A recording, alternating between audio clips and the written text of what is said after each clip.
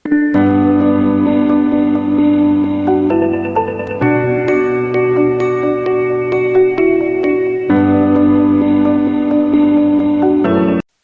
jabaran so filɛbagaw Mali kɔnɔ ani Mali kɔ kan aw minnu matarafalen don Sherifila jabaran so la sanga ani wagati aw bisimila kɛnɛya jamukan kɛnɛ kan jamukan min sigi kun ye ka aw kunnafoni ani ka aw la faamuya bana ani bana nacogoyaw la walasa an bɛ se ka an ka ɲɛnamaya kɛ kɛcogo min na ka sɔrɔ a ma kɛ ni gɛlɛya ye an ka kɛnɛyaw ma a bɛ o sira kan bi kɛnɛya jamukan bɛ tali kɛ fɛn min kan o de ye Professeur Fatumata Diko Touré moti maraden don a masaw olu kun ye école karamɔgɔ ye a y'a ka kalan kunfɔlɔw daminɛ Niger jamana kɔnɔ fo ka taa se classe 6 ma classe 7 a b'o daminɛ wagati min a nan'o nun don Bamako faba kɔnɔ n'a y'o kɛ Notre Dame na ka fara lycée Bouyagi kan sɛbɛkɛla kun don min y'a to a ye jɔnjɔnw caman sɔrɔ kalan nasira fɛ kalan kanu a n'a cɛsiri min kun b'a la o y'a to a kɛra première nationale ye Mali jamana faba kɔnɔ a tun b'a fɛ k'a sen da a masaw sendayɔrɔ la ka kɛ école karamɔgɔ ye nga ala ni a ka cɛsiri bonya fɛ jamana y'a orienté école de médecine na a tilalen kɔ o kalanw na dɔgɔtɔrɔya sɛbɛnw sɔrɔlen kɔfɛ a ye kalan kɛ jamana caman na i n'a fɔ Côte d'Ivoire Faransi ka fara Canada o n'a ɲɔgɔnna caman kan a ye kalan minnu kɛ ka ɲɛsin den furakɛ ma kɛrɛnkɛrɛnnenya la denyɛrɛni furakɛli seereyalikanw caman kɛra ka ɲɛsin Professeur Fatumata Diko Touré ma mɔgɔ kumana bɛɛ lajɛlen y'a seereya k'a fɔ adamadenya tabiya ɲuman bɛɛ lajɛlen dafalen don a la o y'a ka dongo do taabolo ye a b'o kɛ cogo min na ka ɲɛsin a baaraɲɔgɔnw ma a jɛɲɔgɔnw a ka kalandenw o cogo kelen na a b'a ɲɛsin banabagatɔw ma k'u lamɛn k'u bilasira ani k'u dɛmɛ nasira bɛɛ lajɛlen na hakilina ɲumanw ka fara musaka ko ta fanfɛla kan kalandenw caman bɛ yen nɔ minnu kɛra bi den furakɛlikɛla ye ani minnu b'a sira kan ka sababu kɛ a sɔnna ka kɛ misaliya ɲuman min ye ni jigiyaw tali ye ka ɲɛsin u kelen kelenna bɛɛ lajɛlen ma ka fara a ka nin cɛsiri ninnu bɛɛ lajɛlen kan Professeur Fatumata Diko Touré enseignante don dɔgɔtɔrɔya sanfɛ kalansoba la n'o ye faculté de médecine et d'odontostomatologie .G o karamɔgɔya jalaw sɔrɔla a bolo kabini san 2014 2014 fo an bɛ donni min na i ko bi a kɛra professeur ba ye ka sanga ni san 2019 ye 2019 Mali jamana den furakɛlikɛlaw bɛɛ lajɛlen ka jɛkulu ɲɛmɔgɔba don n'o ye SOMAPED ye jɔyɔrɔw caman b'a bolo Gabriel Touré den furakɛyɔrɔ la ka ta o don fo bi a ka dongo do wulikajɔ bɛ boli ka ɲɛsin togo jumɛn a bɛ se ka nin jɔyɔrɔ ninnu minɛ fa jamana ye min kalifa la ani a ka kan ni musoya jɔyɔrɔ minnu tali ye a ka denbaya la jigina kana se ka sɔrɔ a la fan si fɛ a ka nisɔndiya kow la belebele o ye waati min n'a y'a ye k'a fɔ a ka banabagatɔw ye fiɲɛ bɔda sɔrɔ n'a ka furakɛli ɲuman sabatili ye ka ɲɛsin u ma ani k'a dɔn k'a fɔ dɔgɔtɔrɔ kalanden minnu n'olu kalifalen don a la olu ye faamuyaliko ɲuman sɔrɔ a ka fɔtaw la aw bɛna faamuyali caman sɔrɔ Professeur Fatumata Diko Touré a ka kɛwalew la a bɛ minnu kɛ san kalo 12 an bɛ se k'a fɔ ko ne bɛ bɔ Mopti région kɔnɔ mais n bɛ se k'a fɔ fɛnɛ ko n ye Bamakoka ye voilà parce que n bangera yan ka n ka fɛn bɛɛ kɛ yan Bamako yan mais o t'a bali n bɛ bɔ yɔrɔ min n b'o fɛnɛ dɔn kosɛbɛ ne donna école yɛrɛ la Niger parce que n fa kun mitira Niger donc ne donna école la Niger ka kalan kɛ yen fo 6e année na 7e nana 7e de daminɛ yan n ye 7e kɛ 7e 8e 9e k'o kɛ Notre Dame na après ka taa lycée Bouyagi la après ka sɔrɔ ka taa école de médecine na après n taara pédiatrie kalan den furakɛli kalan Côte d'Ivoire après ka taa denyɛrɛni furakɛli kalan Faransi ne fitinin kun hakili tɛ dɔgɔtɔrɔya la parce que ne bangebaga fila bɛɛ ye école karamɔgɔw de ye donc école karamɔgɔya de kun ka di ne hali 9e rédaction ninnu bɛɛ la ne b'a fɔ ko n bɛ fɛ ka kɛ école karamɔgɔ de ye o de kun bɛ n kunkolo la fo ka taa n se lycée la fo ka taa n se terminale la maintenant terminale la n ye matière dɔ bɛ yen a bɛ f'a ma ko biologie bio an bɛɛ b'a fɔ bio ne ka bio karamɔgɔ kun bɛ s'a ka bio in na kojugu bon biologie ye kalan min ɲɛsilen don farikolo ma bon fɛn caman b'a kɔnɔ mais farikolo dilanna cogo min ala fɛ farikolo yɛrɛ bɛ marcher cogo min donc tellement que a b'a fɔ k'a fɔ ka ɲɛ donc i bɛ fɛ ka farikolo dɔn kosɛbɛ ne ko n ko est ce que ne tɛna karamɔgɔya in fɛn to yen bon n y'a fɔ cogo min n ye dɔgɔtɔrɔ de ye maintenant sisan n'i ye dɔgɔtɔrɔ kalanba kɛ après i bɛ se k'i ɲɛsin dɔgɔtɔrɔya yɔrɔ kɛrɛnkɛrɛnnen dɔ ma donc dɔgɔtɔrɔya kalan kɔfɛ n taara den furakɛli kalan den bɛɛ maintenant comme den fɛnɛ furakɛli ka ca donc o fɛnɛ kɔnɔna na i bɛ se ka dɔ suganti i bɛ ɲɛsin min yɛrɛ yɛrɛ ma donc n tilala ka taa den bilenni depuis ba kɔnɔbara fo ka taa den bɔ fo ka taa se kalo 1 tile 40 ma donc o den ninnu parce que olu fana denw ni tɔw ka banaw n'u ka fɛnw tɛ kelen ye donc n y'o o kalan kɛ o ye furakɛli yɔrɔ ye maintenant karamɔgɔya yɔrɔ parce que n y'a fɔ n ko n bɛ dɔgɔtɔrɔya kalan kɛ ekɔlidenw kun ani dɔgɔtɔrɔ minnu bɛ fɛ ka ne yɛrɛ ye min kɛ kalan min kɛ minnu bɛ fɛ k'o kɛ donc n b'olu fana kalan donc o fana kɔnɔna na n ye kalan dɔw kɛ yan n ye dɔw kɛ jamana wɛrɛw la i n'a fɔ Canada voilà n ye caman kɛ Canada pour que ka se ka dɔgɔtɔrɔ karamɔgɔya kɛ ka ɲɛ awɔ ka kɛ dɔgɔtɔrɔ ye pour que n ka se ka adamaden dɔn kosɛbɛ ka se ka adamaden farikolo faamuya k'a matarafa k'a furakɛ mais o bɛɛ la karamɔgɔya in de kɔni tun bɛ sanfɛ o bɛ n kunkolo la bon ala ya nana kɛ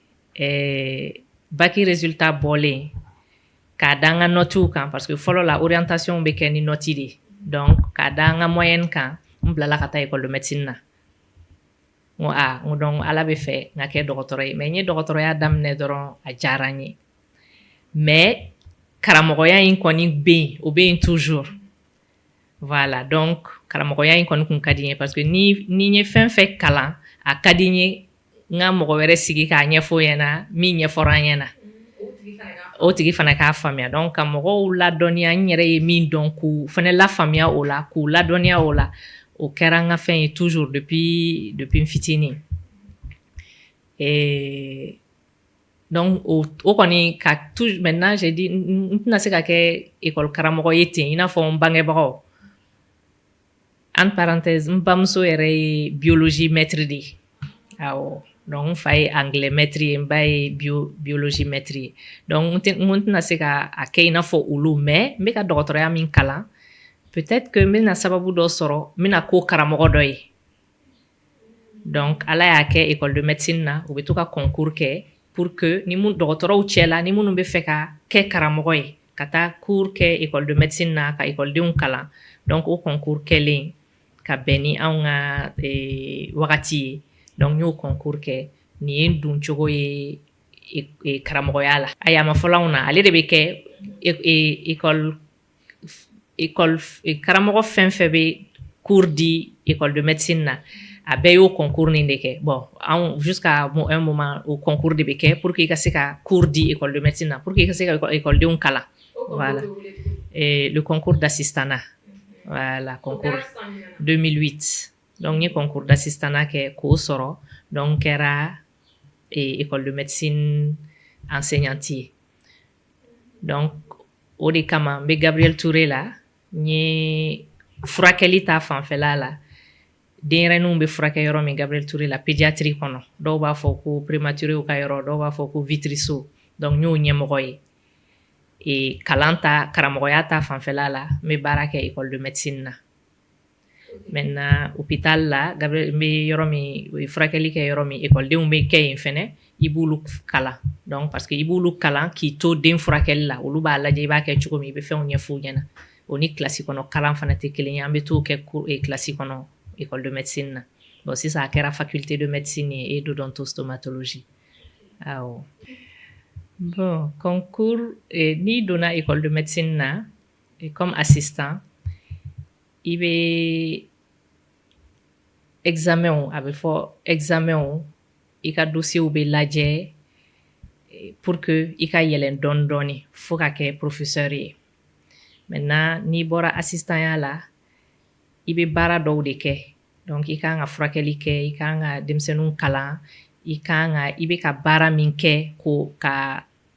mɔgɔw tɔw ladɔnniya n'o ye a bɛ fɔ ko ka article sɛbɛn an b'a wele ko article scientifique donc i b'o o dɔw kɛ i bɛ taa yɔrɔw fɛ ni dɔgɔtɔrɔw bɛ ɲɔgɔn sɔrɔ yɔrɔ min ou bien dɔnnikɛla wɛrɛ ou bien hali population donc i bɛ to ka taa fɛnw ɲɛf'u ɲɛna i bɛ baara min na ka to ka taa ɲɛfɔ an b'a wele ko communication donc i b'o baara minnu kɛ o bɛɛ de bɛ fara ɲɔgɔn kan hakɛ dɔ de bɛ ɲini fɛ i k'o kɛ pour que i ka passer a bɛ comme classe fitininw kɔnɔ dɔrɔn donc i bɛ kɛ maître assistant ye après i bɛ tila ka continuer n'i ka baara ye ni i ka dossier sera niveau dɔ fɛnɛ na i bɛ concours wɛrɛ kɛ ka kɛ maître de conférence ye voilà donc mɔgɔw b'a commencer k'a f'i ma o kuma na ko professeur mais en réalité maître de conférence bon maître de conférence i bɛ se k'i ka dossier bila Mali yɛrɛ niveau la i bɛ kɛ maître de conférence ye n'i passera ni o évaluation kɛra ka fɛngɛ i bɛ se k'i présenter concours kɛnɛma concours la a bɛ wele ko CAMES donc o bɛ jamana 16 Afrique jamana 16 de faralen ɲɔgɔn kan ka kɛ jɛkulu dɔ ye minnu b'a to dɔgɔtɔrɔ karamɔgɔw olu bɛ ɲɔgɔn danw kɛ pour que ka kɛ professeur ye donc ne taar'o kɛ concours d'agrégation a bɛ wele ko concours d'agrégation donc ne taara concours d'agrégation kɛ examenw de don donc fɛn caman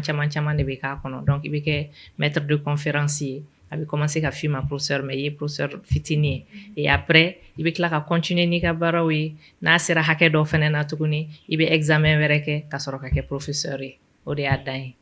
awɔ o ye karamɔgɔya yɔrɔ ye 2014 n ye concours d'agrégation kɛ ka kɛ maître de conférence agrégé ye et 2019 n kɛra professeur ye a ma nɔgɔn fo ka taa fɔ a ma nɔgɔn parce que ni m'i kɔlɔsi toujours i bɛ dɔ de bon n bɛ tubabukan dɔɔni fɔ parce que voilà n tɛ se k'a bɛɛ fɔ bamanankan na ni m'i kɔlɔsi dɔrɔn i bɛ to ka fɛnba dɔ de sacrifier domaine dɔ la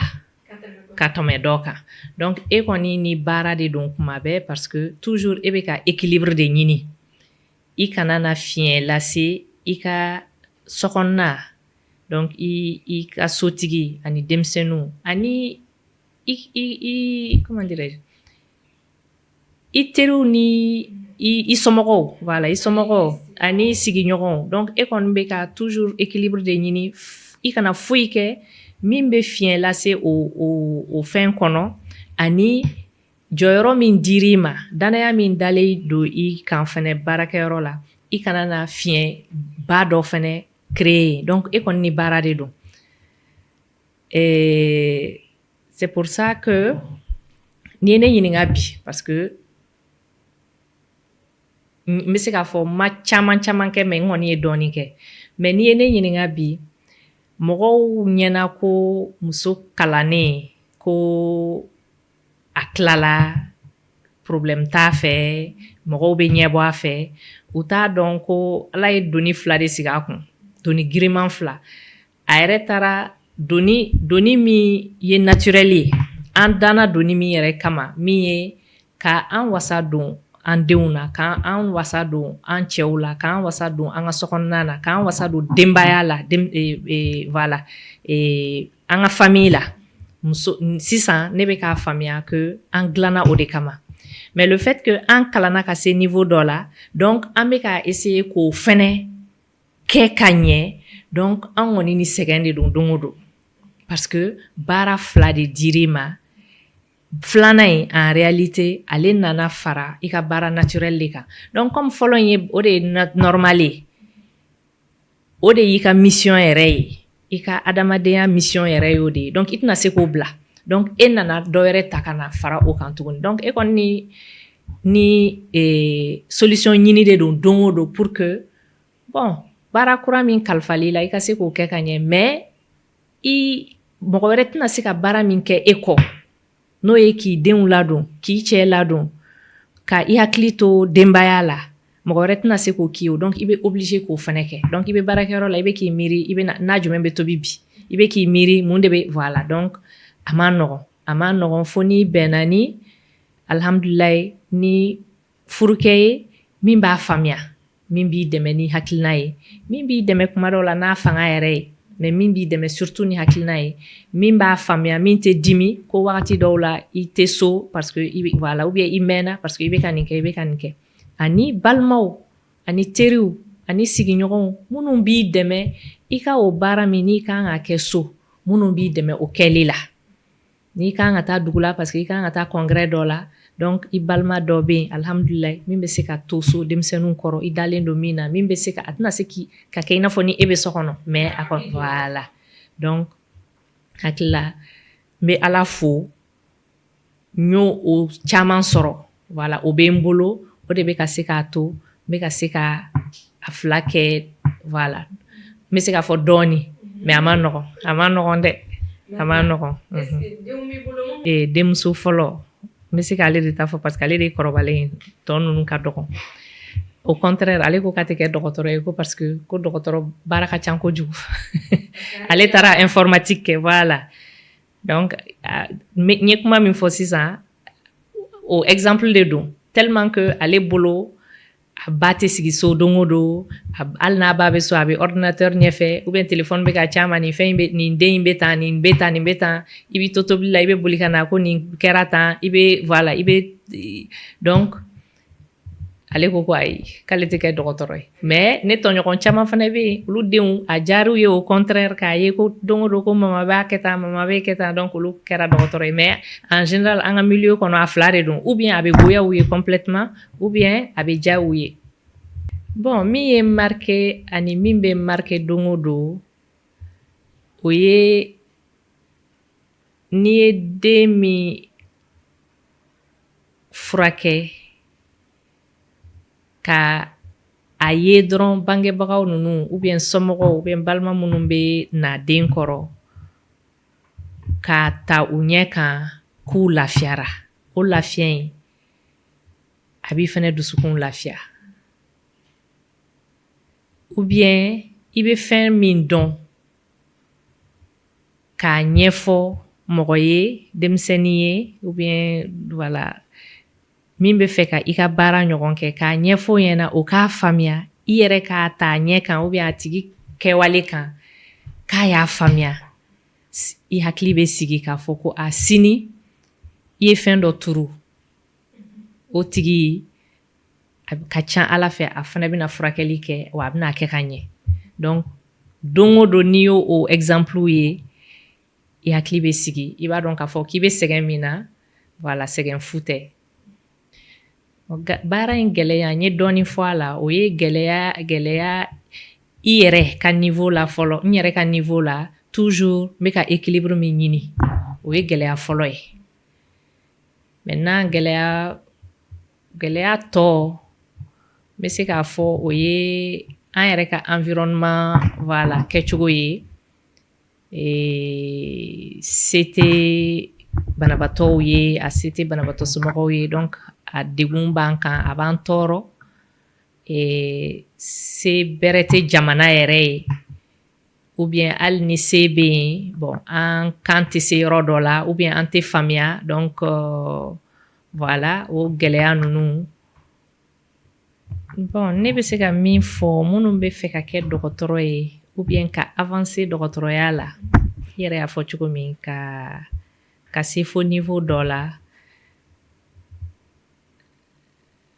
o ye kalan ni baara de ye wala cɛsiri k'a dɔn ko foyi ma nɔgɔn mais n'i cɛsiri n'i timinanja k'a dɔn k'a fɔ ne bɛ ka nin objectif de viser ne bɛ fɛ ka kɛ den dɔgɔtɔrɔ de ye ne bɛ fɛ ka kɛ mɔgɔkɔrɔba dɔgɔtɔrɔ de ye donc i b'i cɛsiri sisan bon anw kɔrɔw tun b'o fɔ an ma ko nɔgɔya ka d'an ye mais sisan anw fana b'o de fɔ denmisɛnninw ma mais ne yɛrɛ bolo sisan ta ka jugu kosɛbɛ donc ni fɛn fɛn ka ɲi a ma nɔgɔn ni avenir bɛ fɛn fɛn la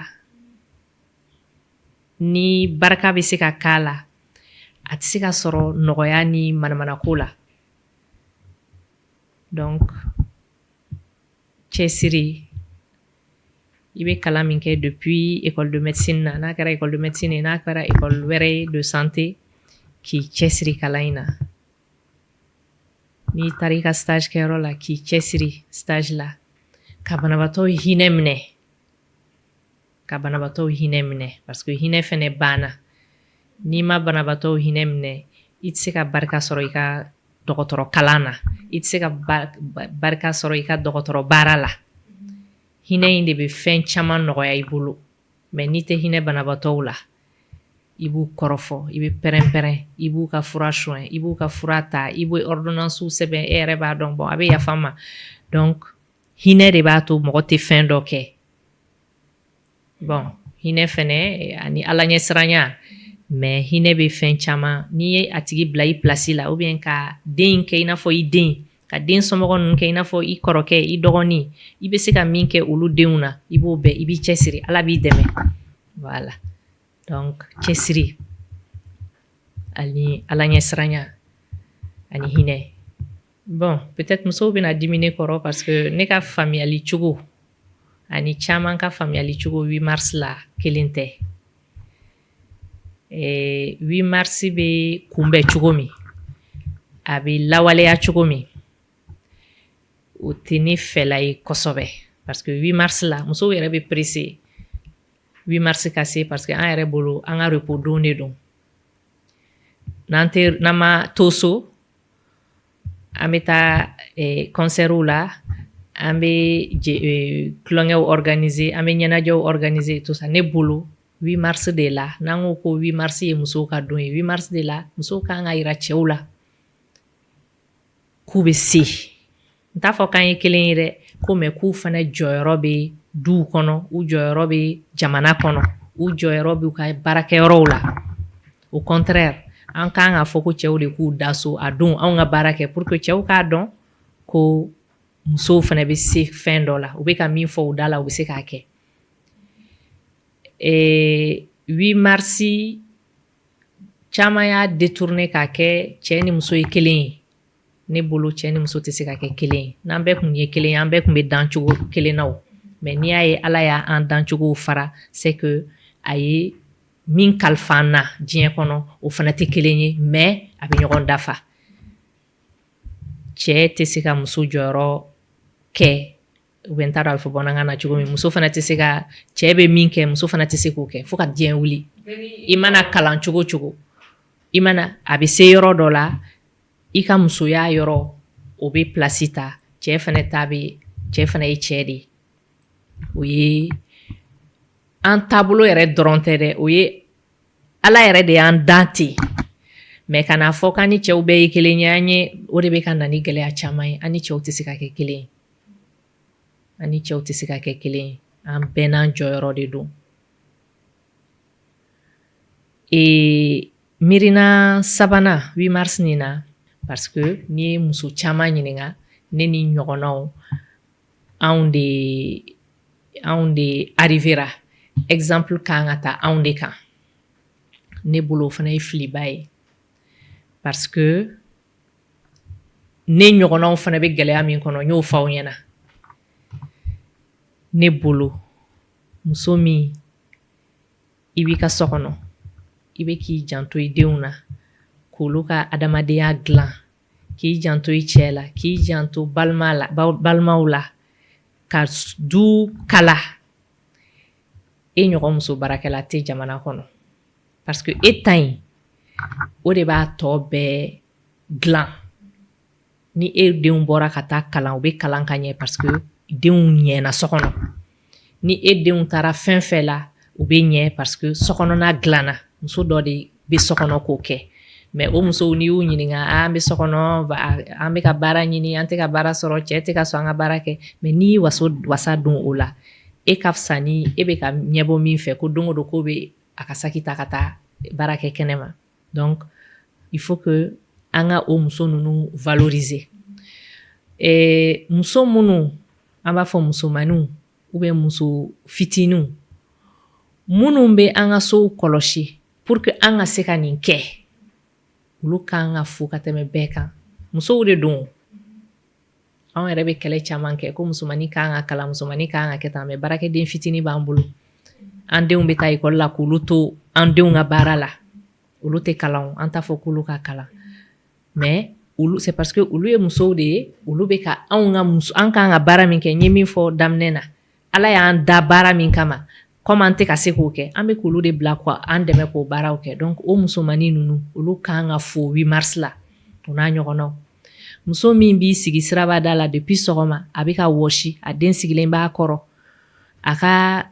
tabalini ou bien a ka seginin bilalen b'a kɔrɔ tiga fitinin b'a kɔnɔ n'i y'a tiga bɛɛ fara ɲɔgɔn kan ala tɛ 60 labɔ mais n'o muso in ma feere dɔɔni kɛ ka taa daga sigi so kɔnɔ tobili tɛ kɛ so kɔnɔ o musow kan ka fo o n'a ɲɔgɔnna caman donc musow bɛ baara ba de la mais an kɛlen don ka 8 mars kɛ muso kalanenw ka fɛn de ye muso voilà professeurs généraux je ne sais pas mais il faut que an musow yɛrɛ ka a faamuya pour que o muso ninnu an k'an kɔfile olu la ka an ka se ka chaîne min b'a to musow bɛ se ka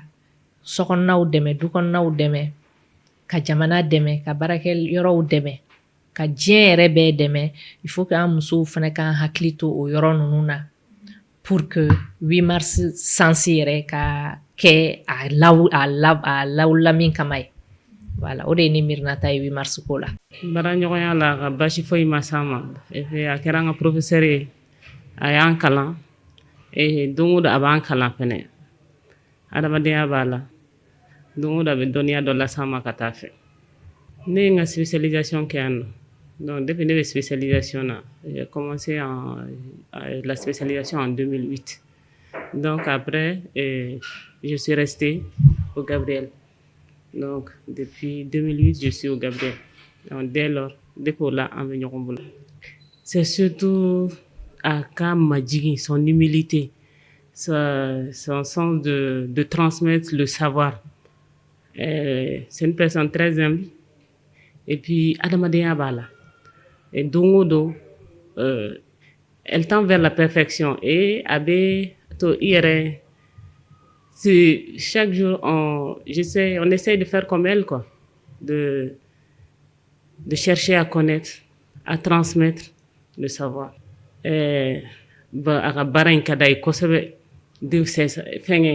L'amour du métier, c'est vraiment... C'est une personne passionnée, quoi. N'a fait minke, abake na dusukuni, abake foka sa dana. Bonabotani bon tant qu'abse qui deme abi deme. Banabagatɔ baara ɲɔgɔnya la kɔni elle est toujours là elle est prête à soutenir o mɔgɔ de don a n'a ka kan elle le mérite parce que a n'a ka kan c'est quelqu'un vraiment qui a b'a ka baara in fɛ baara in ka d'a ye et puis elle est a ka vie de don quoi elle est dédiée den furakɛ y'a ka passion de donc o y'a ka fɛn de et puis ka écoledenw kalan o fɛnɛ y'a ka fɛngɛ ye. Vraiment, c'est un mérite. Elle le mérite vraiment. Vraiment, dɔgɔtɔrɔya in a ka gɛlɛn comme a ka nɔgɔn. Donc, ni sera ka k'a ɲɔgɔn ye kɔni i ka baara a bɛ nɔgɔya i bolo. Parce que c'est quelqu'un a ma foyi bila baara in ye. Baara in y'a ka fɛn de, c'est toute sa vie et puis c'est sa passion. Ni mɔgɔ min sera k'a ta ɲɔgɔn kɛ kɔni an bɛɛ b'a essayer k'a ladege don o don mais a ma nɔgɔn. Bolo nin ye ko ɲumanba de ye. Ça permet ka fɛngɛ kɛ walasa mɔgɔ wɛrɛw bɛ se k'u ladege c'est fɛngɛ hakilina ɲuman don 8 mars o ye musow wale ɲuman dɔn de fɛngɛ parce que fɛngɛ 8 mars c'est hommage de don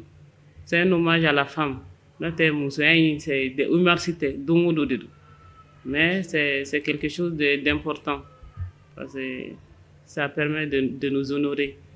Mais professeur fo a ka dɔnniya la a ye dɔnniya min las'an ma n b'a fɔ a ka kɛwale la n bɛ dugawu k'a ye ala ka sijan ni kɛnɛya d'a ma. muso ni i ka nin question in jaabi n bɛ ala fo ka a barikada fɔlɔ parce que n kun t'a dɔn ni don occasion sugu bɛ se ka présenter pour que ne bɛ se ka parler mɔgɔ kan ne ye mɔgɔ yɛrɛ min kanu mɔgɔ min yɛrɛ kɛra sababu ye ni ne nana pédiatrie la. Donc ni o occasion présentée la ne na bi ne bɛ se ka min kɛ dɔrɔn o ye ka ala fo ka ala barikada ne ye professeur Diko don depuis an bɛ faculté de médecine na a bɛ taga pédiatrie cours minnu di an ma ne ye professeur Diko admirer à travers ça Donc n'a ku tagara cours di à travers sa simplicité. Donc ne yɛrɛ de kɛra a fɛ. Donc quand j'ai parlé à ma voisine, n b'a fɔ n voisine ɲɛna ni ne kɔni tilala n'an soutenir na ne bɛ taa pédiatrie la. Professeur Diko yɛrɛ kama ne bɛ pédiatrie kɛ parce que a kanu min bɛ ne na ani la manière dont elle accueille les gens, a bɛ explication minnu di mɔgɔ ma, elle compatit avec tout le monde. Donc n tilala o la, j'ai été la voir a ka thème dɔ di yan pour que ne bɛ se ka n ka mémoire soutenir cogoya min na, et o fɛngɛ kɛra ten tɔ. Soutenance nana kɛ, j'ai vu que en me rapprochant d'elle davantage, n sera ka ko caman fana faamuya la parce que a ta tɛ ekɔlidenw fɛngɛ dɔrɔn ye. Professeur Diko filɛ nin ye, temps b'a bolo ka consacrer a ka ekɔlidenw na, temps b'a bolo ka consacrer a ka maladiw la. Même si i n'a bɛnna et qu'elle apprécielen de don, a bɛ jɔ a b'i lamɛn, c'est quoi le problème qui te dérange? O bɛ banabagatɔ la, o bɛ ekɔliden na, o bɛ a baaraɲɔgɔnw yɛrɛ fana na. Professeur Diko filɛ nin ye, an degelen don k'a ye banabagatɔ bɛ na a bɛ adressé a la, an ka sɔrɔ min banna dɛ, c'est un professeur. Mais o la a bɛ déplacer, a bɛ tugu maladiw yɛrɛ kɔ, a bɛ taga ka taa serum bɔ, k'a sɔrɔ minnu mɔgɔ wɛrɛw bɛ qui est destiné, mais a ti a yɛrɛ bila a ka titre sanfɛ. O fɛngɛ ninnu kama o y'a diya ne ye. I ni professeur Diko donni de ka gɛlɛn ɲɔgɔn na, ni aw donna ɲɔgɔn na ka ban, a bɛ i tɔgɔ mémoriser direct, ni aw ye ɲɔgɔn ye yɛrɛ k'a fɔ ko tiɲɛ mɔn e ye ne ka kalanden de ye, i tɔgɔ rappelé ye dɛ. Elle n'est pas du genre à faire ça là. Donc professeur Diko c'est quelqu'un a bɛ compatir. Bon baara in yɛrɛ kanu min bɛ professeur Diko la, o de kama an bɛɛ nana o chemin de ta ka se ka an sen da professeur Diko sendayɔrɔ la. O de kama ne yɛrɛ b'a fɔ kuma bɛɛ halisa an bɛ formation min na, ko hali ne ma se ka professeur Diko ɲɔgɔnna bɔ, a ka di ne ye a sera yɔrɔ minnu na ne fana ka se o yɔrɔ ninnu na. N bɛ fɛ ka n sen da a sendayɔrɔ la. Au fait a bɛ komi ne ka idole le quoi, parce que ale sababu de la ne ye pédiatrie yɛrɛ kanu kosɛbɛ kosɛbɛ, a sababu de la. Donc a ye n di mɔgɔ minnu ma fana k'u encadrer, m'u bɛɛ fo nin yɔrɔ la, Segu pédiatrie mɔgɔw. Donc ale ye ne de olu ma, olu ka se ka ne encadrer, an b'o o cadre de kɔnɔna na yan bi. Professeur Diko filɛ nin ye, a ti i to erreur kɔnɔ ko a bɛ i to i ka taga i kunfɛ ten, ou bien ko mɔgɔ de don i ye kojugu kɛ, a bɛ to k'a fɔ i kɔfɛ de ko a t'i rapprocher k'a fɔ i ɲɛna. Mɔgɔ don ni i ye ko kɛ sisan a ma ɲa, a bɛ i wele ka na, tu as fait ça c'est pas bien, i ye nin kɛ a ma ɲa, i kan ka taga ni nin chemin de ye. An bɛɛ ka objectif ye kelen ye, maladie ninnu ka bien. Communication don i ni maladiw ni ɲɔgɔn cɛ. Ne ye o de fɔ i ɲɛna, même étant interne, a bɛ temps min ta ka maladie écouter, ka maladiw ka problème kɛ a yɛrɛ ka problème ye, pour que prise en charge bɛ se ka nɔgɔya cogo min na. Parce que ni i ye banabagatɔ gɛrɛ i yɛrɛ la, dɔgɔtɔrɔso filɛ nin ye, banabagatɔ mana na, mɔgɔ yɛrɛ bɛ siran dɔgɔtɔrɔso yɛrɛ tɔgɔ ɲɛ fɔlɔ. Donc banabagatɔ mana na dɔrɔn a hakili wulilen de bɛ na. Premier traitement fɔlɔ min bɛ yen nɔ, o ye ka hakili lasigi. Professeur Diko bɛ o hakilisigi min kɛ envers ses patients, o diyara ne ye fo ka tɛmɛ. Parce que ni i y'a mɛn i b'a fɔ ko mɔgɔ ma i ka den nana ni ne bɛ a la, an kan ka furakɛ tan cogoya la, ni a ɲɛfɔra ɲɛna ka ɲɛ, i b'a ye furakɛli bɛ nɔgɔya. Parce que a bɛna fɔ u ja bɛ n ka fɛngɛ na, bon u bɛ ka considération kɛ n na fana, u bɛ ka temps ta ka n lamɛn. O dɔrɔn de ye professeur Diko ka ko diya ne ye. Professeur Diko ni fɛn ka kan min ka bon ni yɛrɛ ye. Wallahi ne ko an ka kuma, ni ko ne yɛrɛ ka kuma professeur Diko kan,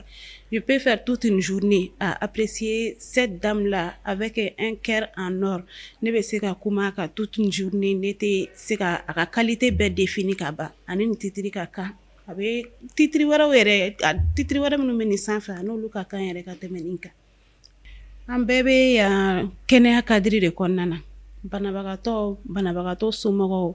ani dɔgɔtɔrɔ, an bɛɛ ka laɲini ye kelen de ye, kɛnɛya ye. Tiɲɛ yɛrɛ la ni professeur Diko ɲɔgɔnna cayara ka maladiw ka préoccupation, u ka kamanagankow ani u ka degun ta k'a kɛ u ta ye, walasa ɲɛɲinini bɛ se ka sɔrɔ banabagatɔ ka kɛnɛya la. O kɔni de ye ne ka laɲini ye, k'a kɛ an minnu bɛ yan nɔ ni an bɛ écoledenya la pour le moment, dans le cadre de la spécialisation, ka gɛrɛ mɔgɔ la min bɛ se k'i encadrer ka ɲɛ comme professeur Diko. O kɔni ye ne ka laɲini ye, Ala ka si jan fana da a ma. Bon, sur le plan social, professeur Diko n'a pas de problème avec personne. Il n'en a eu fait fois à Niena. Si elle a le temps, avec Taga. Mais si elle n'a pas le temps, avec appel nous fait ou bien les gestes financiers même avec il demain au sens nous connaissons. Sur le plan professionnel et social, avec fait keleni avec au kewale keleni. Oui. Wulula dakan min bɛ ne bolo plus principalement pédiatrie la o ye ka ɲɔgɔn faamuya don banabagatɔ ni banabagatɔ somɔgɔw ni ɲɔgɔn cɛ parce que furakɛli tɛ se ka kɛ banabagatɔ nana dɔrɔn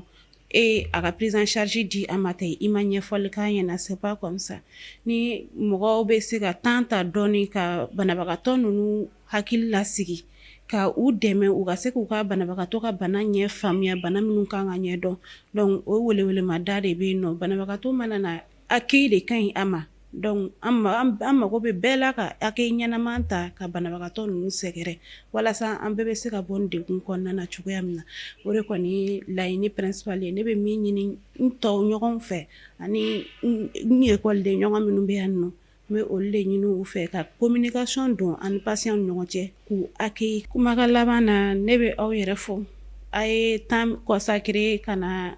an ka pour venir interviewer cette grande dame donc a bonyana ma parce que ne yɛrɛ kun t'a dɔn n bɛ occasion sɔrɔ ka parler professeur Diko ka cogoya min na je me rappelle du jour de mon soutenance où elle était présente du jury elle dit Nadoussou ne t'en fais pas je suis là, ne t'inquiète même pas.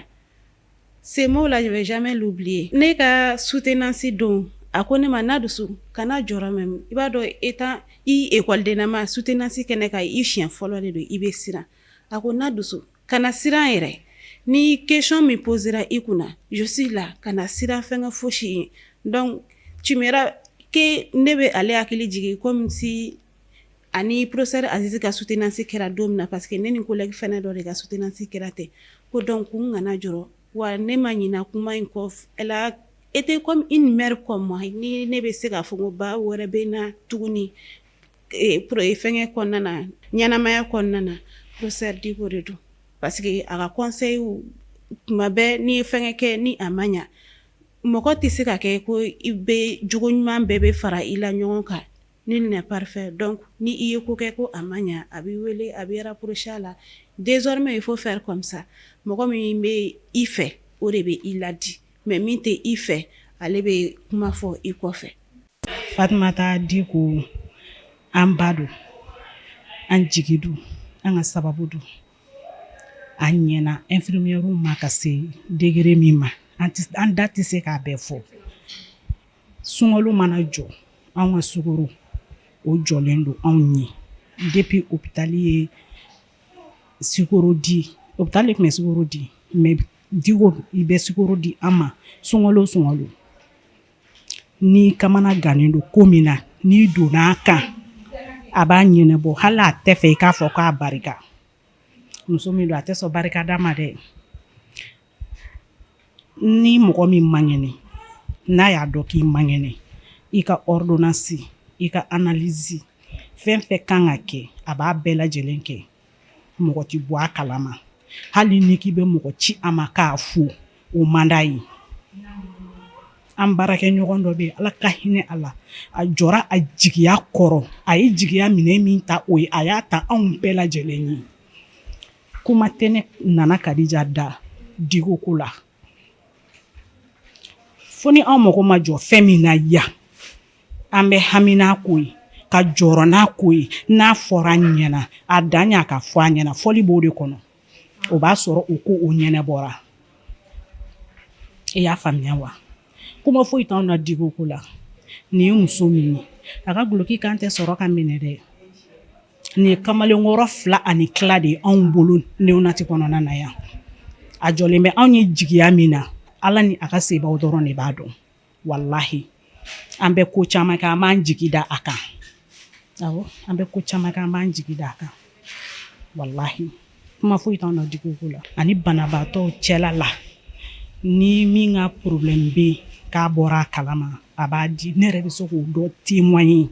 maladi dɔ tun bɛ nin so kelen in kɔnɔ yan don wari ma sɔrɔ a kunna ka fura san a yɛrɛ de wari bɔ k'a di an taara ka taa fura san ka na k'a di na o kɛra nin so kelen kɔnɔ yan ni da b'a fɛ a bɛ kuma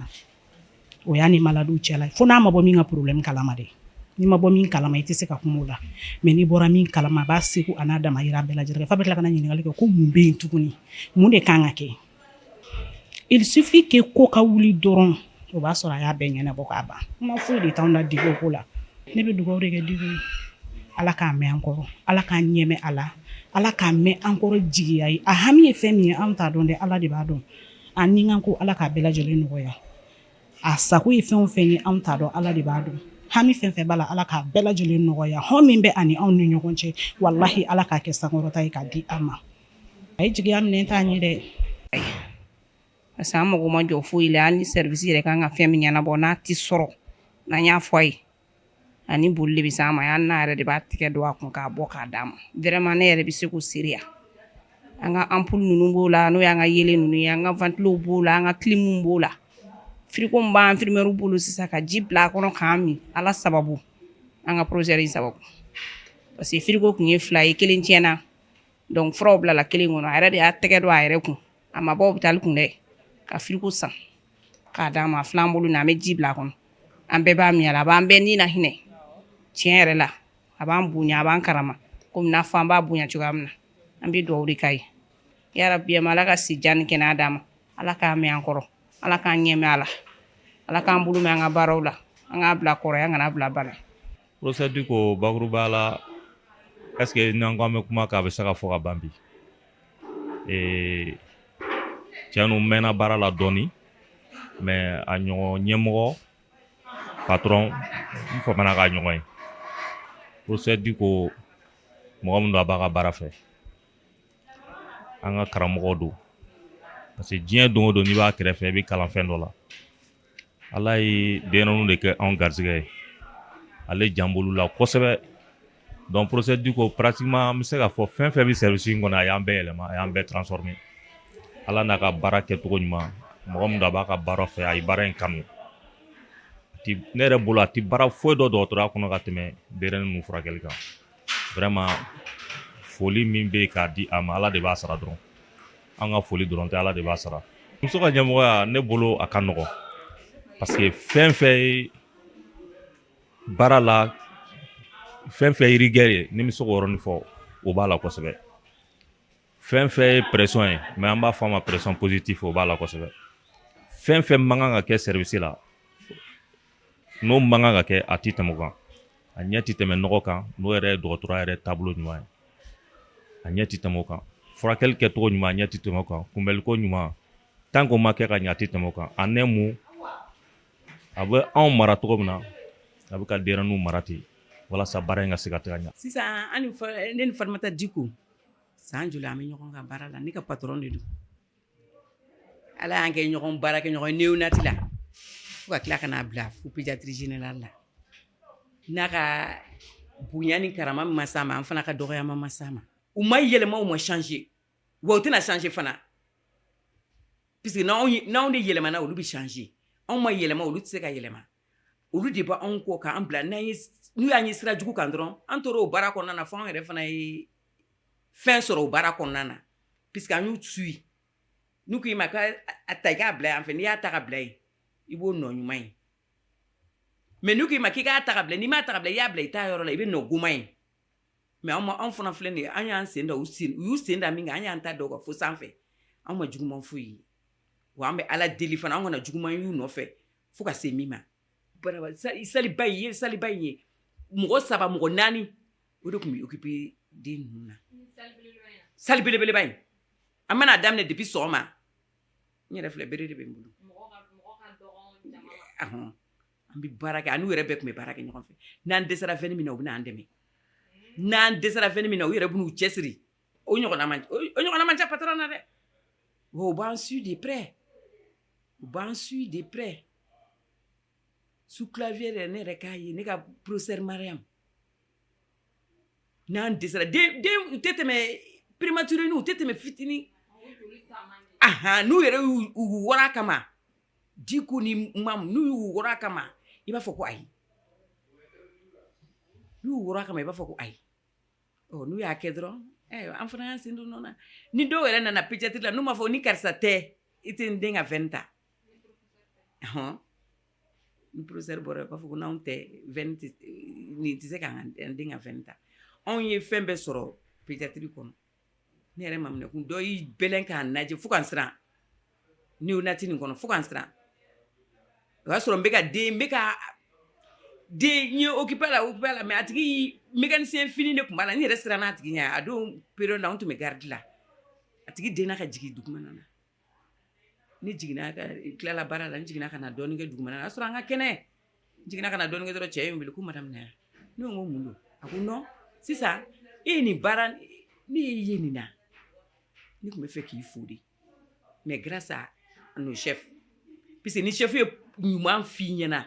i bɛ taa n'o sira de ni chef ye kolon f'i ɲɛna i bɛ baara kolon de kɛ ka taa mais n'a ye ɲuman f'i ɲɛna i bɛ mɔgɔ de sɔrɔ min b'i dɛmɛ ni patron ye sira ɲuman yir'i la i bɛ taa sira ɲuman de kan n'a ye sira kolon yir'i la i tɛ mɔgɔ sɔrɔ an ka patron bɛ ten de an ka patron professeur Diko a y'a k'an ye yɛrɛ de a y'an dege wa an y'an ka formation an y'a kanu yɛrɛ de an y'an ka santé kanu fo ka dɔn alhamdulilahi rabbil alamin ala k'a bolo mɛn a la a y'an dege k'an dege ɲuman kan a ma juguman sira yira an na dɛ a y'an dege ɲuman de kan mais hali sini an b'o ɲuman de kan. I ka bi ɲininkali a diyara n ye kosɛbɛ nka i bɛ n bila gɛlɛya kɔnɔ ka d'a kan n'i ko n ka kuma ni muso in kan n bɛ siran n kana ɲina fɛn dɔ kɔ n man kan ka ɲina min kɔ ka d'a kan ne n'a bɛ ɲɔgɔn dɔn a mɛnna n bɛ se k'a fɔ a san 40 de ye ɲinan ye an bɛ ɲɔgɔn dɔn sira dɔw la n balimamuso don ka d'a kan ne ka denmisɛnnin teri n'an b'a fɔ a ma ko Amadu Sabali an b'a fɔ Aba Sabali ale bɛ mine baaraw de la sisan o dɔgɔmuso dɔ de don o sira bɛ yen n bɛ se k'a fɔ fana n teri sɔbɛ don o sira bɛ yen danaya b'an ni ɲɔgɔn cɛ gundo fɔli ni kɔnɔfɔɲɔgɔnni b'an ni ɲɔgɔn cɛ n bɛ se k'a fɔ sira wɛrɛ la n baarakɛɲɔgɔn ba don bi n'i y'a jateminɛ denmisɛnninw ka furakɛlaw ani musow ka furakɛlaw ale ye denmisɛnninw ka tɔn ɲɛmaa ye ne ye musow furakɛli tɔn o ɲɛmaa ye nka hali n'o ma se baarakɛɲɔgɔnya la an ye ko caman kɛ ɲɔgɔn fɛ n y'a fɔ ko san 40 bi an bɛ ɲɔgɔn dɔn hakili b'a la san 1986 ni ma fili Mali ka kilasi 9nan ɲɔgɔn dan n'an b'a fɔ ma DEF o san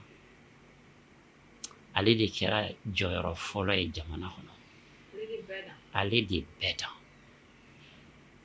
o kɔfɛlanin de la ni n'a ye ɲɔgɔn dɔn a tun nana bɔ u ka so Kita ne fana ye Kita ka ye a balimakɛ in y'a yira ne la o y'a sɔrɔ i b'a dɔn n'an ko ɲɔgɔn ma denmisɛnnin teri duw ye kelen de ye ɲɔgɔn dɔn daminɛna yen kalan ka d'a ye a b'a nikun kan a bɛ si n'a ye a bɛ wuli n'a ye n'i y'a jateminɛ a ma deli ka kilasi 1 kɛ siɲɛ 2 kabini Ala k'a da a ma deli ka kilasi 1 kɛ siɲɛ 2 u nana ne sɔrɔ an ka kalansoba la ne tun bɛ ni bɔyɔrɔ f'an ye olu bɛ daminɛ la n tun ma tila fɔlɔ nka u tun jijalen don u ye tɔnin dɔ sigi u yɛrɛ lamarali kama k'u jogo ɲa kalan cogoya la cogo min ale sen b'o la docteur ba min n'an b'a fɔ a ma ko Madani Li n'a bɛ bon furakɛli kɛ o sen b'o la o kɔrɔkɛ n'a bɛ informatique ninnu kɛ docteur Li o sen b'o la u tun ka ca u nana ne ma k'u b'a fɛ ne ka kɛ bilalisira ɲuman ye olu ma yalasa n k'u dɛmɛ u bɛ jija dɔgɔtɔrɔya kalan dɔɔnin na cogoya min na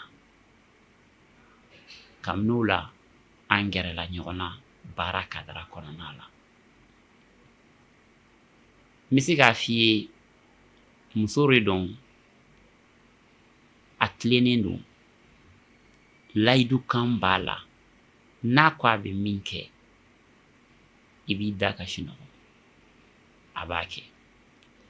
n y'a fɔ a ye ka n dɔgɔmuso de don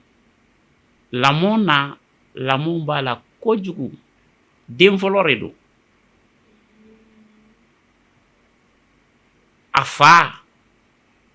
fula karamɔgɔ lamɔli cogo de don lakɔli karamɔgɔ don nka fula karamɔgɔ lamɔli cogo de b'a fa la a ba o ye l'école karamɔgɔ ye a tun bɛ kalanni kɛ lycée la nka n'i y'a jateminɛ a balimakɛ n'a balimamuso fɛn fɛn bɛ yen a bɛ komi ale de y'u ba ye ale de y'u kɔrɔ ye ale de y'u teri ye ale de y'u ka bilalisirabaga ye a y'a ka den fɔlɔya minan a y'a fa o y'a tɔw tugura a kɔ nin yɔrɔli o bɛ misali bɔ baara yɔrɔ la y'a dɔn ne bɛ jiginniso de la ne tun y'a lajɛ k'a nɛgɛn k'a jɛngɛ ka na jiginniso sira de kan nka a ko tiɲɛ yɛrɛ la ka denyɛrɛninw n'a don o de ka d'ale ye kosɛbɛ ne y'a to yen a taara o sira kan o y'a sɔrɔ a ka karamɔgɔbaw bɛ yen a ko ne ma a ko professeur Mariam Sila o jogo n'a cogoya ni denyɛrɛninw ka yɔrɔ la o ye ne diya kosɛbɛ n fana bɛ fɛ ka baara kɛ o la u ka karamɔgɔbaw tuma o tun ye professeur Mamadu Maruf Keyita professeur Tumani Sidibe olu de tun bɛ ɲɛmɔgɔyaw la a waati ninnu na a taara kalan kɛ Abidjan Kana ŋaniyaba tun banna ɲɔgɔn fɛ hali bi a banna a dɔw bɛ sira kan a dɔw ma se ka kɛ nka an b'a jigiya k'a fɔ ko an nana an ye baara caman bolo da min b'a to an bɛ se ka denyɛrɛnin ka saya nagasi cogo min alamisa o alamisa an tun bɛ jiginniso ani denyɛrɛninw ka so mɔgɔw k'u bɛɛ fara ɲɔgɔn kan ka gafew bɛɛ ta ka na den joli sɔrɔla joli balona joli sara joli kɛra lujuratɔ ye mun y'u sɔrɔ mun bɛ se ka kɛ an b'o nagasi cogo min a jɔyɔrɔ bonyana o la kosɛbɛ kosɛbɛ kosɛbɛ kosɛbɛ o b'a tɔ n b'a fɔ aw ɲɛna k'a fɔ ko n bɛ seereyali kɛ ka se ka a ka kuma fɔ ka s'a dan na a ka gɛlɛn ne ma kosɛbɛ kosɛbɛ n'i y'a jigiw lajɛ a ye an ka farafinya danbe sɔrɔ ka kalan sɔrɔ ka duna ɲɛta kow jigiw n'u danbe sɔrɔ bi nka a kɔlɔsi hali n'a ye tubabuya parili kɛ i b'a sɔrɔ a labɛnnen don k'a yɛrɛ sutura koɲuman ne ma deli k'a ye kabini k'a dɔn kabini a dɔgɔmaninma k'i b'a ye k'a fɔ labɛn cogo la fini don cogo la a bɛ hakɛ to jangarabuya fini don cogo ninnu ma deli ka yala o b'a yira k'a fɔ maa dɔ de don an bɛ se ka da kuma lasurunya na misali de don n'an denmuso caman n'an balimamuso caman ye misali t'a kan an bɛ se k'a fɔ u bɛ nɔbɔ u ka dunalatigɛ taasira la o kama ne bɛ dugawu dɔrɔn de k'a ye ala ka si ani kɛnɛya d'a ma ala k'a to halisa don o don a ka kɛ misali ye dɔw ma ala k'a to a denw de fana ka ɲa ka tɛmɛ a yɛrɛ kan ka d'a kan an b'a fɔ fɛn ka bɔ i la min ka wusa n'i ye o de ye mansa ɲuman bɛɛ ye halisa ala k'a to don o don a mansaw ka se k'u yɛrɛ fɔ n'a ye o ye mansa fana bɛɛ ka hɛra de ye nin ye fɛn dɔ de ye m'a miiri k'a fɔ a bɛ bɔla n da kɔnɔ cogo min a bɛ n dusukun na o cogo kelen de la. Fatumata Diko ɲɛna anw ma an ye baara kɛ ɲɔgɔn fɛ san joli ala ye nɔgɔya kɛ n ye n sera ka dɔ kɛ n yɛrɛ ye n selen ka dɔ kɛ n yɛrɛ ye n y'a fɔ a ye karisa a ko i sera ka nin kɛ a ye wari chèque de kɛ ka di yan n ka taa barikun san k'a nɔrɔ n ka so la patron n ka patron an ye ɲɔgɔn dɔn pédiatrie kɔnɔ Fatumata Diko san joli an ye ɲɔgɔn dɔn pédiatrie la Fatumata Diko y'o kɛ ne ye hali n'an ko k'an kunkolo b'an dimi yan'an ka taa ko ka fura san Fatumata Diko b'a d'a ma a bɛ dugu d'a ma ka karaman d'a ma baara sababu la n'a ko an fana ka da yɔrɔ min na an fana bɛ dan yen an filɛ o hɛrɛ de kɔnɔ o baara hɛrɛ de kɔnɔ nin ye tan fourage ka fourage fɛn di yan n ye fourage se fond n taara fond fonctionnaire ye n ye an bɛ fonctionnaire ye an taara fɛn ta ka n'i ye juru ta a ma nɔgɔn quoi i y'a faamuya sisan fond dira a ye fɛn di yan n y'a fɔ n sera fɛn bɛɛ kɛ ka ban sisan barikon wari an tɛ se k'u sara sɔrɔ baara ɲɔgɔnya la an n'u ye baara de kɛ ɲɔgɔn fɛ an ye ɲɔgɔn dɔn dɔgɔtɔrɔya sababu de la mais an ye fɛn bɛɛ sɔrɔ a kɔnɔ bonya ni karama u yɛrɛ ka kɛwale la puisque n'u ko k'i ka da yɔrɔ min na n'i danna yen i ko bɛ diya u ye i n'u bɛ taa baara kɛ puisque patron y'a kun y'o de ye ni patron ko paranti ma dan nin yɔrɔ la ni paranti danna yen fo ka min kɛ a b'i bonya anw ta kɛra ten a ye ne bonya o sira kan wa hali sini fana b'a bonya o sira kan Fatumata Diko halisa ala k'a sara a bɛ fɛn fɛn ɲini ala k'o nɔgɔya ye baarakɛ ɲɔgɔnya la a y'anw bonya cogo min na hali sini ala ka fɛn d'a ma min ka ca ni nin bɛɛ ye ala ka jɔyɔrɔ d'a ma min ka ca ni nin an kɔni an ye dɔ kɛ sa mais fɛn fɛn bɛ na anw kɔfɛ halisa ala k'a to u k'a ta a ka damadama n'u y'a ta a ka damadama u b'a ye. Fatumata Diko ka o ye a ka baara ɲɛdɔn fo ka taa se a yɛrɛ ka hadamadenya ɲumanya walew ma ne ni professeur Fatumata Diko ye ɲɔgɔn dɔn 2011 ka taa 2012 la ka sababuya kɛ ne yɛrɛ de tun farigana ka taga pédiatrie la n selen kɔ yen nɔ tiɲɛ yɛrɛ la professeur Fatumata Diko dɔgɔtɔrɔya baara kɔfɛ a ye ne jigi sigi kosɛbɛ parce que ka da kan furakɛli baaraw kɔfɛ a ye jigiya caman ta an ye min bɛ tali kɛ wariko nasiraw fɛ furako nasiraw fɛ o n'a a ɲɔgɔnna caman wɛrɛw n'i ko ka a ka baara ɲɛdɔn o bɛ docteur professeur Fatumata Diko la a yɛrɛ bɛ banabagatɔw fana bɛrɛbɛrɛ cogo min na vraiment o diyara ne ye kosɛbɛ a bɛ jigi sigi kuma minnu fɔ banabagatɔ ye o diyara ne ye kosɛbɛ ne ka waatiw kɔnɔna na yen nɔ fo ka taa se a yɛrɛ fana bɛ ɲumanya wali min ta ka ɲɛsin banabagatɔw ma dɛmɛ sira kan yaasa i ka furakɛli bɛ se ka kɛ ka sɔrɔ i ma degun caman sɔrɔ o fana diyara ne ye kosɛbɛ vraiment docteur professeur Fatumata Diko ne yɛrɛ bolo ne kun dalen don dɔgɔtɔrɔw la k'an jigi da u kan mais ne ni docteur Fatumata Diko ka ɲɔgɔndɔn kɔnɔna na a ye ne tɔ jigi sinsin docteurya baara la wa a ye a yira na k'a fɔ ko ala ta kɔfɛ ni docteur sɔnna a bɛ se k'a ka patient i ni kisi barika da kan ne ye wagati min kɛ pédiatrie la n bɛ se k'a fɔ pédiatrie docteur bɛɛ ye n furakɛ mais n ka se ka wuli ka jɔ n sen kan yɛrɛ k'an kɛ i b'a fɔ n filɛ cogo min na bi a sɔrɔla docteur professeur Fatumata Diko ka cɛsiri de fɛ parce que awɔ ne bana dɔ de tun bɛ na u b'a fɔ microbe ma ko septicémie o de tun bɛ na an tagalen fo ka se kalo 1 ɲɔgɔn ma mɛnna farigan in na n tun bɛ réanimation yɛrɛ la donc fura camanw kɛra mais don dɔ la docteur Fatumata Diko de nana fɔ ne ka mɔgɔw ɲɛna ko ale bɛna fura dɔ sɛbɛn ko n'a sɔrɔ u bɛ se ka fura in san ne ka mɔgɔw ko baasi tɛ k'u b'u jigi sɛmɛ ala la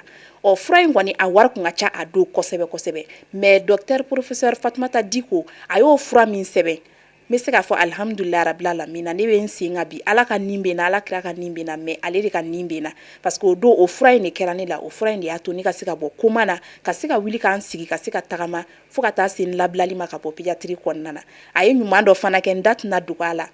ni i taara n'i bɔra urgence kɔnɔ i bɛ bila salle minnu kɔnɔna na a salle dɔw bɛ yen nɔ olu lafiyalen don n'u b'a fɔ olu ma ko VIP mais a bɛ sara de chaque semaine 50 000 mais docteur professeur Fatumata Diko ka sanga ni a yɛrɛ ka ɲumanya walew ye a ye papier kɛ k'a di ne ni n somɔgɔw ma ko fo k'an bɔ pédiatrie da fɛ k'an kana salle in sara k'an ka to a kɔnɔ fu la o don fo ka se bi ma vraiment a y'o min kɛ ne a ma se ka bɔ ne hakili la n b'a fo yan nɔ fo yɔrɔ min n da tɛ se ka dogo a foli la quoi n da tɛ se ka dogo a foli la n bɛ dugawu de k'a ye hali bi a ka baara kɔnɔ ala ka si ni kɛnɛya d'a ma a bɛ laɲini minnu nɔfɛ hali bi a ka baara la ala ka laɲiniw sabati hali bi ala ka ɲɛtaga d'a ma a ka baara kɔnɔna na fana bon bi bi in na n kɔni furakɛra bana banna n kɛra journaliste ye bi n bɛ baara kɛ Sherifila Jabaraniso o kɔnɔna na n bɛ se k'a fɔ o sababu ɲuman bɔra ala la nka sababu ɲuman donna Gabriel Ture dɔgɔtɔrɔ la kɛrɛnkɛrɛnnenya la pédiatrie mɔgɔw kɛrɛnkɛrɛnnenya la professeur Fatumata Diko n'a ka jama o bonyamasegin bɛ kɛ olu de ye. Muso an ka sɔn ka ɲɛ i k'a kɛ i ni ala cɛ a ka ca ala fɛ ni muso bɛɛ y'i bila o fɛn kɔnɔ jamana bɛ taa ɲɛ duw bɛ taa ɲɛ. Hakili la ne ni aw an bɛɛ lajɛlen ye faamuyali ko ɲuman sɔrɔ bi jɛmukan kan aw ni ce aw ka ɲɛmadali la a k'an bɛn siɲɛ wɛrɛ ni babu sen wɛrɛ.